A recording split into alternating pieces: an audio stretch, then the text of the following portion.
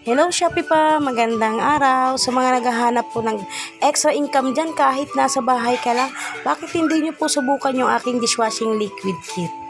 Ayan, makakagawa na kayo ng 17 liters sa halagang 229 pesos lang. Ayan, i-guide ko po kayo ha kung paano po tayo mag-mix ng dishwashing liquid kit.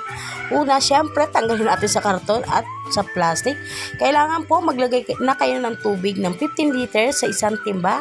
And then, sumunod naman po yung ating S-less. Kailangan po paikot nyo pong ilalagay. At kailangan dalawa rin kayong gagawa kasi para yung isa tagapaghalo at ang isa naman tagapaglagay ng mga ingredients. Sumunod naman po natin yung ating 4 na ingredients. Ilalagay nyo rin po yan ng dahan-dahan habang hinahalo po yung ating S-less. Ayan po, ilagay po lahat yan. Kailangan wala pong tigil sa kakahalo para matunaw po yung mga ingredients. Ayan. Lagay natin yung ating kulay. Ayan, yung kaya po kulay na kulay red. Kasi po, watermelon yung kinuha kong scent. Napakabango yan, sobrang bango. Para maiba naman.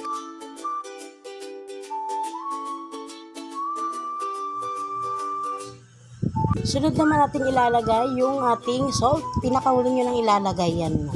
Ayan, paikotin nyo pong ihahalo. Ayan, hanggang sa matunaw yan. Kailangan po talaga may maghalo ng maghalo. Ayan, paikot ng dahan-dahan.